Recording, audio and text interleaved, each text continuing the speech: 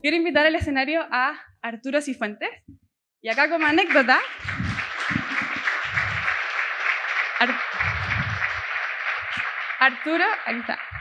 Arturo tiene un currículum tan impresionante que fue muy difícil aprendérmelo de memoria para poder presentarlo. Entonces voy a recurrir a una ayuda para poder presentarlo como se merece. Arturo, ¿te puedes poner por ahí? Y yo te presento de aquí. Entonces, Arturo Cifuentes es un destacado profesional financiero y académico con más de 30 años de experiencia. Actualmente es investigador principal en CLAPES UC, un centro de políticas públicas de la Universidad Católica de Chile. Posee un doctorado en mecánica aplicada de Caltech, un MBA en finanzas de NYU y un título de ingeniería civil de la Universidad de Chile.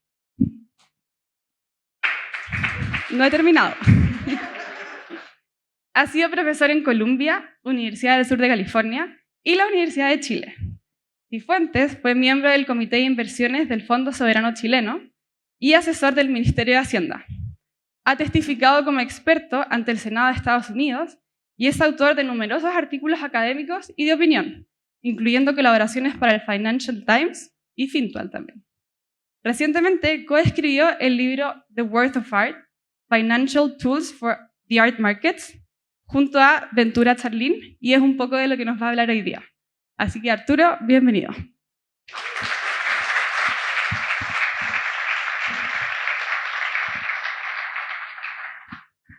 Muchas gracias, buenos días. Bueno, le agradezco a Florencia sus palabras tan exageradas y generosas, lo mismo a Pedro. Bueno, ellos exageran con respecto a mí, no con respecto a Fintual, ¿no? Y a Pedro y a Omar la invitación. Mira, hoy día vamos a hablar un poco de arte. Una de las ventajas de estar aquí es que se puede hablar de plata sin problema, digamos, porque nadie tiene rollos con la plata. Y esto se lo aclaro por lo siguiente, porque el mercado, una obra de arte, y esto a veces ofende un poco a los artistas, tiene dos dimensiones, digamos. Por un lado, es un objeto, ¿no es cierto?, de contemplación. Uno lo mira y se siente motivado y movido por el placer estético que es mirar una pintura. Pero, y en esto hay que ser honesto, una pintura también es un activo financiero importante. Bastante importante. A veces los artistas se ofenden un poco con esto. Dicen, no, pero ¿cómo se le puede poner precio a la pintura? Bueno, la verdad es que los artistas tienen que mandar a los hijos al colegio, ir al dentista, cortarse el pelo, comprarse una casa. O sea, tienen los mismos gastos que todo el mundo. O sea, el artista de algo tiene que vivir, digamos. Entonces no hay que hacerse rollos con esto del dinero. Aquí tenemos dos pinturas, al lado izquierdo hay 4 versiones, El Grito, ¿no es cierto? Una pintura que vale más de 100 millones, la otra también vale más de 100 millones. La del Grito es la pintura más popular que se encuentra en los dormitorios de los estudiantes norteamericanos que están en estudios de graduado. Entonces, habiendo dicho esto, mira, hoy día quería hablarles de 4 cosas. Les voy a mostrar algunos cálculos simples que uno puede hacer, que están un poco basados en el libro. Voy a tratar de responder una pregunta que la gente se hace, dice si vale la pena invertir en arte, digamos. Vamos a ver que la respuesta es, bueno, ya, vamos a tratar de responder la pregunta. Vamos a ver cómo se puede invertir en arte, que hay algunas maneras que son un poco distintas tal vez a lo que uno podría pensar, y al final vamos a tener un examen, digamos, ¿ya? El que sale mal no tiene derecho a almuerzo, digamos, ¿eh? Ya. Partamos con unos cálculos simples. Bueno, a ver, si ustedes conocen algún corredor de propiedades en Chile, ¿no es cierto? La gente en el sector inmobiliario siempre habla UF por metro cuadrado, ¿no es cierto? ¿Cuánto vale un terreno en Santiago? Tantos metros por, ¿cuánto UF por metro cuadrado? Entonces, pensemos en lo siguiente, aquí un departamento de Nueva York vale $10.000 el metro cuadrado, o sea, los que estudiaron ingeniería, $1 por centímetro cuadrado, ¿ya? El golf un poquitito más arriba, aquí por Providencia es más barato, el precio es 1/3, ¿ya? Y bueno, y México, dado que Fintual tiene oficinas en México, ahora está como entre las dos cosas, está un poco más caro, digamos. Ya en México es un poco más caro que Santiago. Ya, fíjense en los números, $1 por centímetro cuadrado. ¿Cuánto vale una pintura? sea, las pinturas, en términos de real estate, si uno las tratara como un activo inmobiliario, son extraordinariamente caras. La pintura en lo izquierdo, por ejemplo, es una pintura de Basquiat, ya vamos a ver algo de Basquiat, esa pintura se vendió por 100 millones, o sea, $3.500 por centímetro cuadrado, o sea, es mucho, mucho más caro que cualquier cosa que uno pueda pensar en términos inmobiliarios. Lo que pasa es que una pintura, en el fondo, es una superficie cara, digamos, ¿ya? Joan Mitchell es una artista norteamericana, es parte de la segunda generación del expresionismo abstracto, un poco más barata. Y aquí puse a Mata, que todos lo deben conocer, el pintor chileno más exitoso. Esta pintura de Mata es del periodo bueno, Mata joven, después como que se fue un poco al chancho. Las pinturas de Mata, Mata es el más barato de los surrealistas, digamos. Se pueden comprar, las pinturas últimas de Mata valen como $20 el centímetro cuadrado, más o menos. Y si les parece muy caro, bueno, ustedes saben que hay una fábrica de Mata en Viña del Mar, digamos, ¿ya? Pero eso lo vamos a dejar para otra ocasión, digamos. Ese es otro tema. A ver, no se vayan a ofender las feministas, aquí no estoy tratando, no le vamos a poner precio a las mujeres, esa no es la idea, pero para darle un poco, Picasso,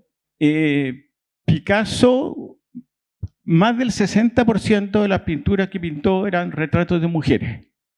Todas las mujeres con las cuales tuvo alguna relación de algún tipo, incluso con las cuales no tuvo relaciones sentimentales, las pintó. Y de hecho, las pinturas de Picasso, como les decía, más del 60% son de mujeres, y las pinturas de las mujeres son mucho más valiosas en términos de precio que las pinturas de cualquier otra cosa. Aquí vemos distintas mujeres, las más caras son las de Marie Thérèse, que siempre la pintó de una manera bastante tranquila, como pacífica, son pinturas bastante como con mucha ternura, si uno piensa. Después, en términos de precios, viene Olga. Los freudianos la han calificado como como una mujer castradora, digamos. Esa es la descripción freudiana que le han dado. Ustedes pueden ver ahí algunas características. Dora siempre está un poco deprimida y, bueno, vienen estas otras dos, digamos, ¿ya? Lo interesante es que hay una correlación altísima entre la mujer que inspiró el cuadro y el precio, ¿ah? Esto es bastante claro en el caso de Picasso, digamos. Y Picasso pintó como 8.000 pinturas, en el fondo. Era un tipo extraordinariamente prolífico. Ya, ahora, aquí tenemos otra, entre paréntesis, todas estas cosas que les estoy mostrando aquí son basadas en datos duros, es decir, en el mercado del arte existen subastas públicas donde los precios son reales. O sea, estos no son precios de tasaciones ni opiniones, son precios reales pagados por pintura. Y todo lo que ocupamos en el libro está todo basado en datos duros. Este otro pintor se lo muestro porque es bien interesante. Este es un pintor norteamericano de origen ruso que en algún momento decidió pintar cuadrados con franjas horizontales a colores, ¿ya? Y eso fue todo lo que hizo en los últimos 40 años. Ahí tienen ustedes unas pinturas típicas. La foto del lado izquierda es una foto del artista, no se ve particularmente contento, de hecho se suicidó al final.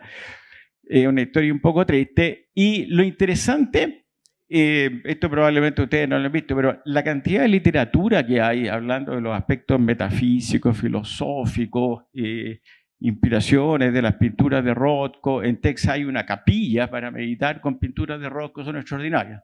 Ya, si uno lee el lenguaje escrito en revistas de filosofía y crítica artística sobre las pinturas de Rothko y cómo motivan aspectos emocionales, filosóficos, etcétera, es extraordinaria. Entonces, una de las cosas que nosotros quisimos hacer fue investigar cómo se puede explicar el precio de las pinturas de Rothko.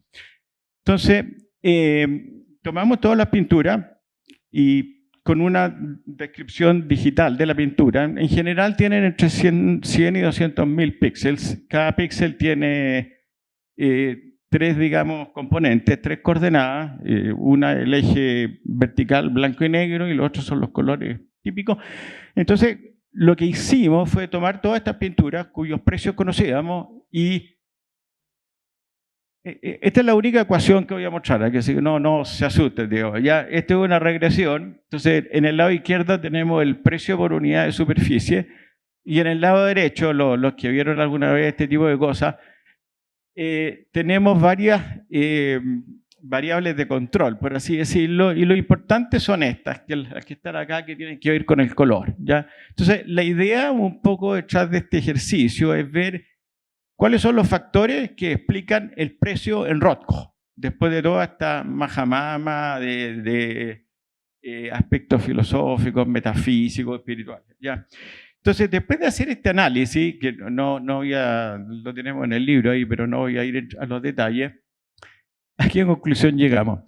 Entre el año 94 y el 2005, el factor, el único que explicaba el precio era lo que en finanzas se llama el momento, es decir, el mercado se enamoró de Rothko y compraba cualquier cosa de Rothko sin distinción de calidad, nada. Es decir, lo que se llama momentum en finanzas. Es decir, se puso tan popular que el año de la venta era la única variable relevante. Cada año los precios subían más. Ahora, lo que es interesante en el lado derecho, fíjese, entre el año 2006 y 2018, la variable que explica el precio en Rothko es la diversidad de los colores. La pintura de arriba, que es la más oscura, tiene una diversidad, como se ve, bastante baja, y la que está, el 0,85 acá, tiene una diversidad bastante alta.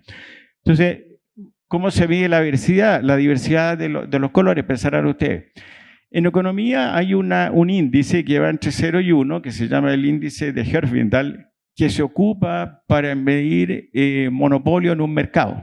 Es decir, si el índice es cercano a 1, quiere decir que es un mercado bastante diverso donde no hay actores dominantes. Si el índice es cercano a 0, quiere decir que es un mercado de actores monopólicos. De hecho, cuando se hacen fusión y adquisición y cosas así, los reguladores en todo el mundo ocupan el índice de Herfindahl. Entonces, lo que hicimos acá nosotros fue aplicar el índice de Herfindahl para describir los colores de la pintura y llegamos a la conclusión de que en realidad la diversidad de los colores es la que explica el precio. O sea, toda esta cuestión filosófica de etcétera, al final no explicaba nada, eran puros colores. No hay ningún crítico de arte aquí, así que nadie se va a ofender tampoco, pero yo los invito a que hagan una búsqueda en Google sobre aspectos filosóficos que se han escrito respecto a la pintura de Rothko y se van a reír un poco ustedes, ¿eh? Ya, entonces, vamos a la pregunta del millón aquí. ¿Vale la pena invertir en arte? Veamos. Aquí tenemos pinturas de dos artistas más o menos icónicos. El del lado izquierdo es Renoir. Renoir es uno de los impresionistas más típicos, digamos. La pintura que está de la pareja bailando es una de las mejores de Renoir. Las otras pinturas son las que Renoir hacía para pagar las cuentas, digamos, que eran un poquitito más pintadas estas niñitas medias, y en el fondo tenía un algoritmo más o menos, pintó como 500 veces tipo de pintura y en el fondo era lo que hacía para mantenerse vivo, digamos, ¿ya? Las del lado derecho son pinturas de Richter, un artista alemán que se acaba de retirar de pintar, digamos, tiene un poco más de 90 años, está vivo todavía, y pintar estas pinturas abstractas que ustedes ven ahí. Entonces, ¿vale la pena invertir en arte? Ya, fíjense en esto. Fijémonos en la línea verde. La línea verde es, si ustedes hubieran invertido, en el fondo hace un poco más de 30 años, $100, el S&P 500 del índice bursátil norteamericano. Si ustedes hubieran invertido $100 en el S&P 500, tendrían hoy día 300, es decir, tendrían 3 veces lo que invirtieron. No está mal, digamos, pero no es una cosa tampoco, o sea, está bastante bien en realidad.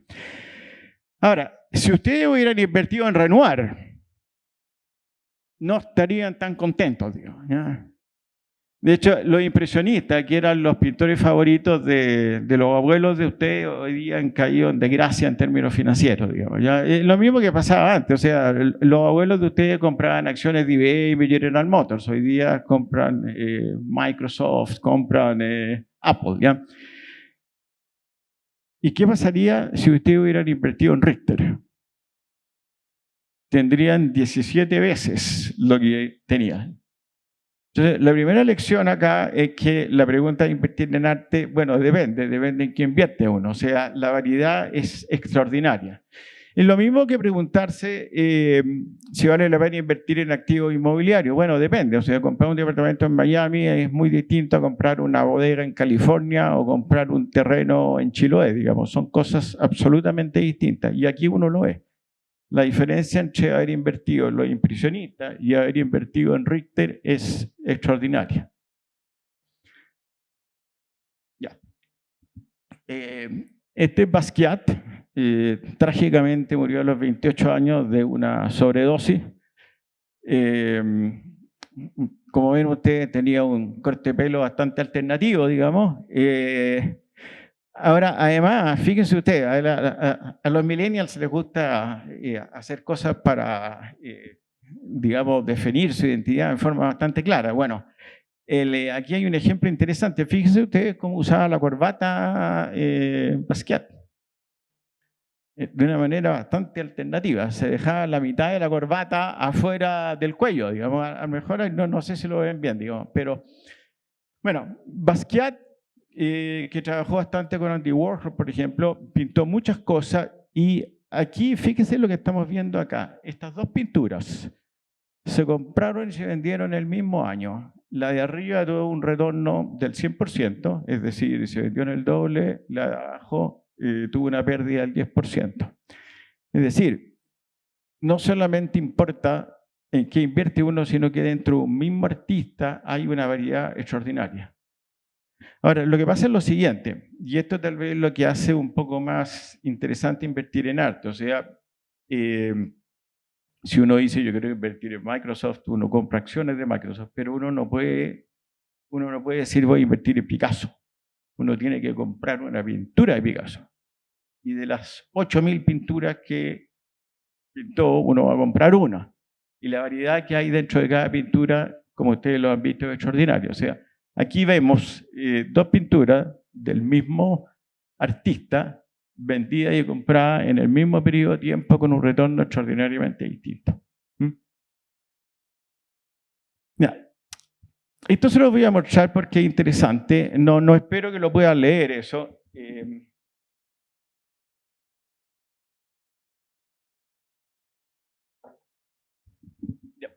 Este artículo se los muestro.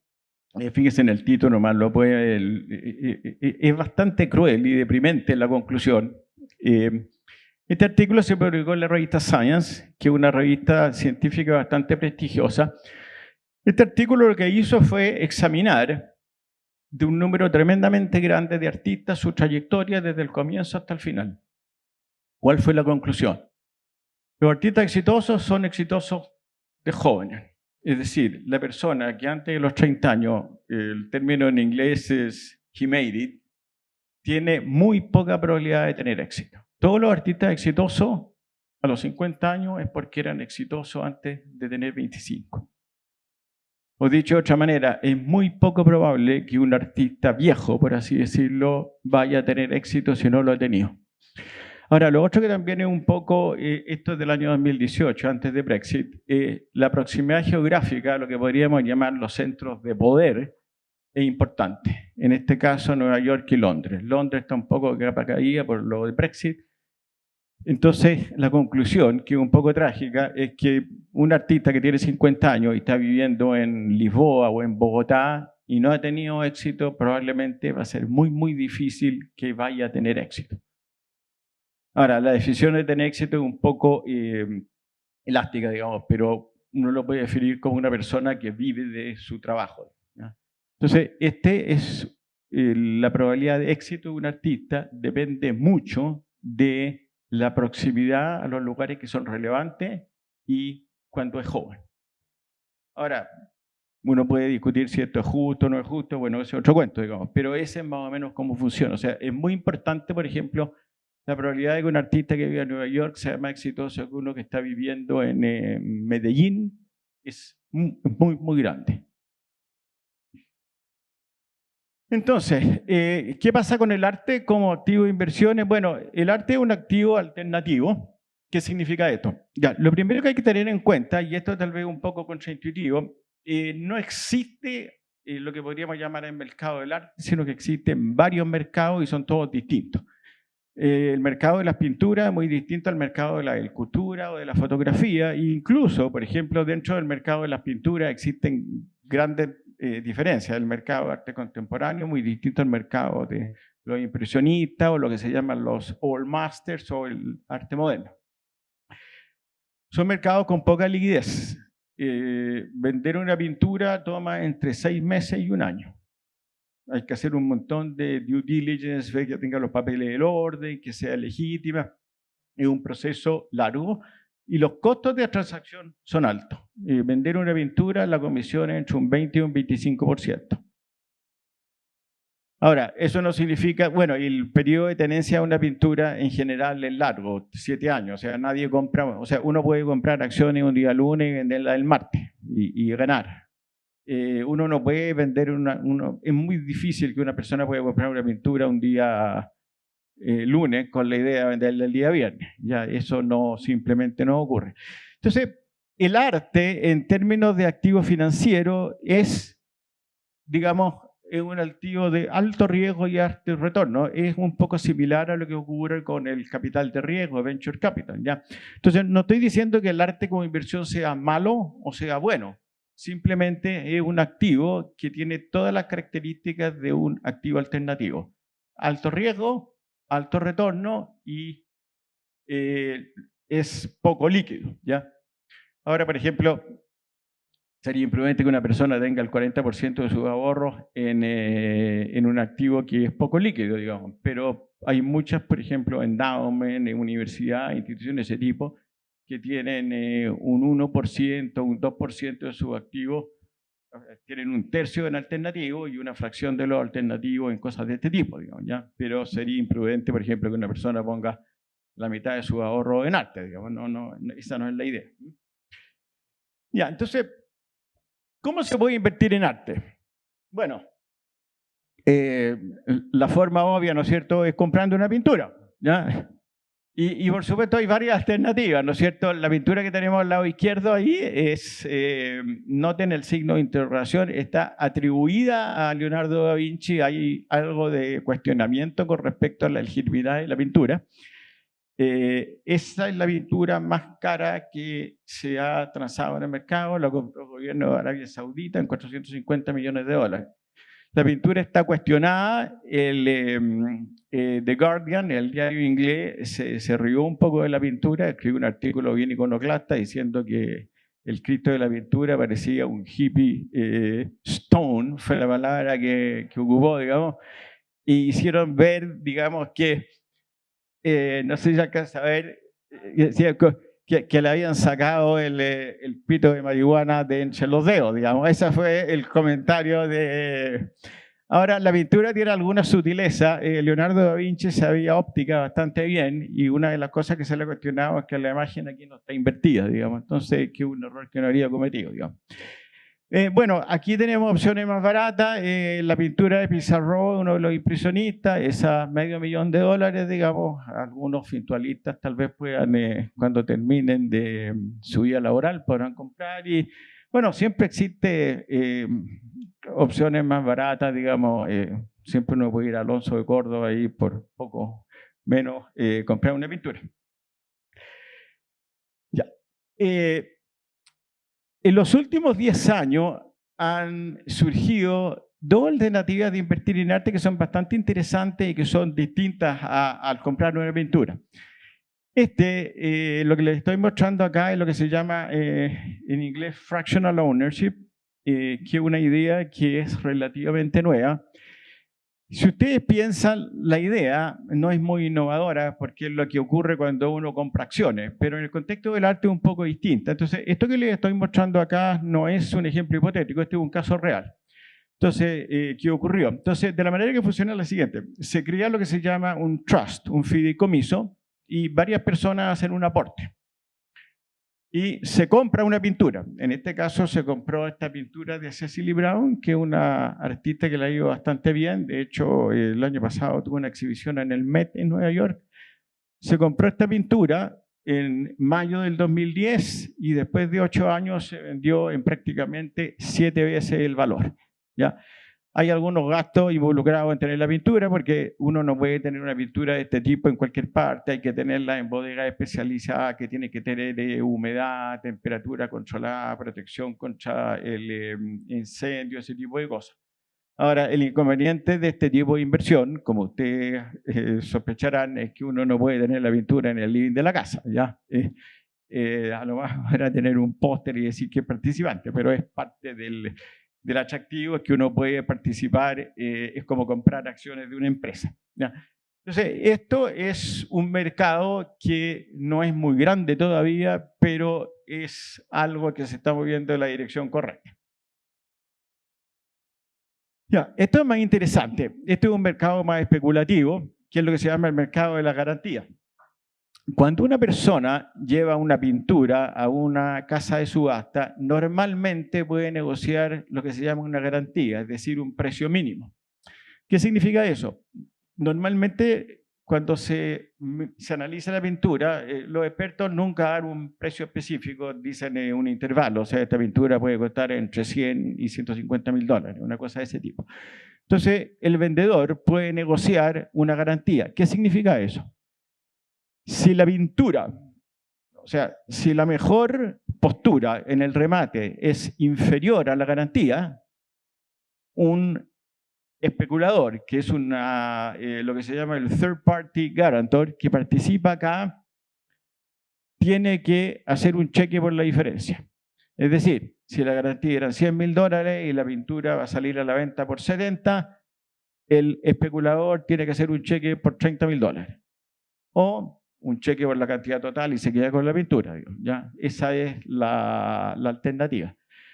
Pero, y este es el pero, si la pintura se remata por un valor superior a la garantía, el especulador se lleva un porcentaje del exceso sobre la garantía. Entonces, típicamente lo que sucede es que el vendedor va a la casa de remate, negocia una garantía, la casa de remate busca a un inversionista o un especulador, digamos. No estoy ocupando la palabra especulador con una connotación negativa, ya simplemente por describirlo. Entonces, el especulador acepta tomar el riesgo de que la pintura se venda por un valor inferior a la garantía a cambio de recibir un porcentaje del exceso. Y hay varias personas, hay varias instituciones, fondos de inversión que hacen esto como manera de invertir en arte en alguna medida. Y aquí les voy, estos dos ejemplos, de nuevo, no son inventados, estos son casos reales, ¿ya? La pintura del lado izquierdo se vendió en una subasta de Christie en Londres en 17 millones de libras y había una garantía por 14. ¿Qué significa eso? Que el garante, el third party, se llevó 600.000 libras de ganancia. El lado derecho, curiosamente, esa es una pintura de Dora Maar, el lado derecho es de María Teresa, usted que se ve bastante tranquilo. La pintura del lado derecho, el mismo mes, se vendió por una cantidad inferior. La tasación era en 45 y el especulador la tuvo que comprar en 31 porque la mejor oferta no superó el valor mínimo. Entonces, esta es una manera alternativa de invertir en arte. De hecho, hay algunos museos en Estados Unidos que hacen esta ahora porque a raíz de la pandemia salieron un poco dañados económicamente, que fue un desastre para los museos en la pandemia. Y hay 2 museos que están activamente participando en el mercado de la garantía, es decir, asumiendo el riesgo con la idea de llevarse un porcentaje si es que la pintura se vende por el valor superior al de la garantía. Ya, entonces llegamos hasta aquí. Este es el momento del examen. Los que salgan mal, no sé, Omar les va a dar un castigo aquí. Ya, vamos a ver cómo le va a la gente de Fintual aquí.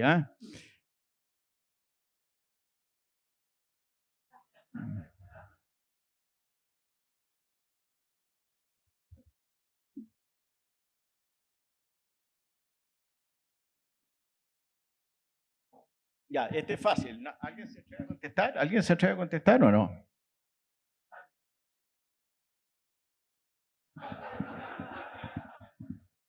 Ya, siempre es divertido que hay un montón de gente que compra una o dos pinturas y siempre la ponen ahí, digamos. ¿Qué es lo peor que uno puede hacer? Digamos, a menos que no use la chimenea, digamos.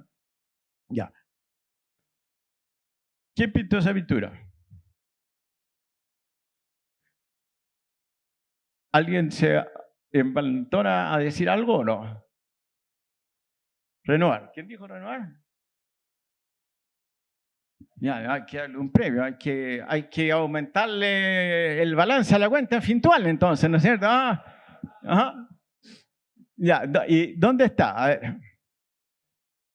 Ya, efectivamente la pintura la pintó Renoir, está en Chicago, en el Art Institute Chicago, que es un museo muy bueno. Ya, fíjense en la última frase.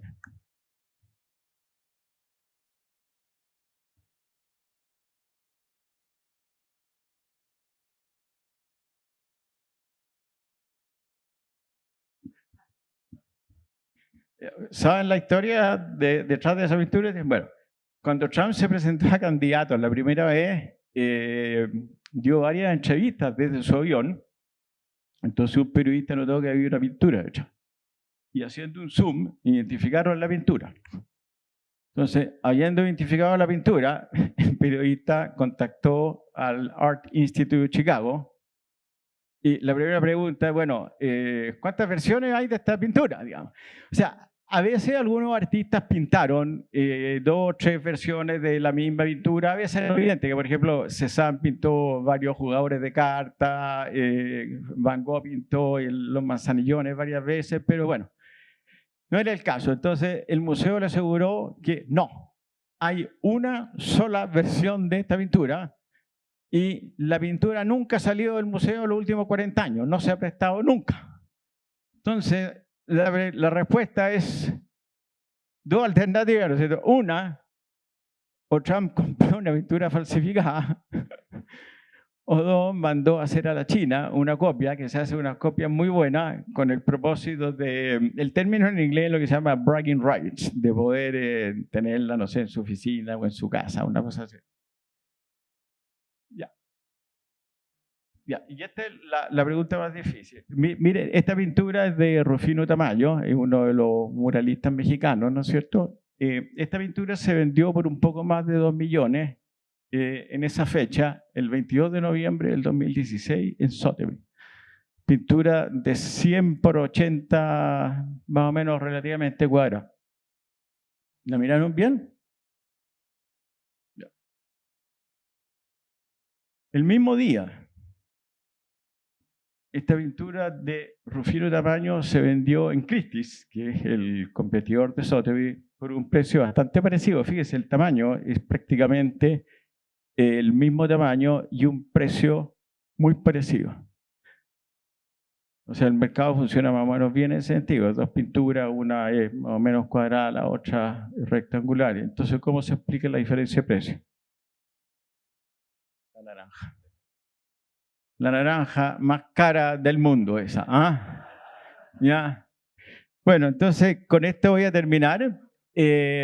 Entonces, lo que me gustaría decirle es lo siguiente. El mercado del arte en realidad es un mercado fascinante. Hay muchas maneras de invertir y si uno mira los números, es bien interesante porque los números, específicamente los precios, le dicen a uno a veces cosas que son interesantes porque contradicen a los críticos, otras veces avalan a los críticos y otras cosas, bueno, uno puede descubrir, por ejemplo, en este caso, el valor de la fruta. Así que los invito a participar en este mercado porque es muy entretenido y es muy interesante. Muchas gracias.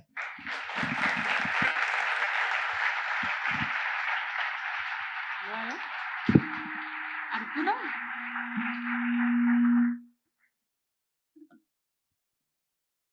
Muchas gracias, Arturo, por tu presentación. Muy interesante. Tenemos una pregunta del público que es, déjame leerla. Sí, y alejémonos para no hacer acople. Entonces la pregunta es, si te gusta el arte, ¿es normal invertir en arte? Por ejemplo, comprar una casa como comprar una casa y vivir en ella, o el hecho de que te guste hace que no la puedas usar bien como inversión?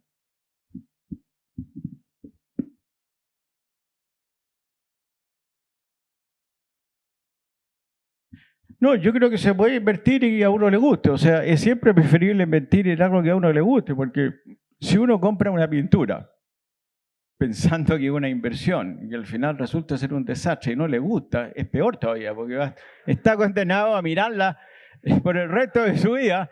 Entonces, una cosa es ser una inversión mala, digamos, pero tener que cada día recordar que no le gustó, que no le gusta, yo creo que no es una buena idea comprar algo. Mira, a ver, yo conozco un inversionista norteamericano, una vez me dijo una cosa que me pareció muy cierta, me dijo: la pintura uno las compra con el corazón y las paga con la billetera. Esa es la mejor manera de pensar, yo creo. Muchas gracias. Gracias a ti, Arturo.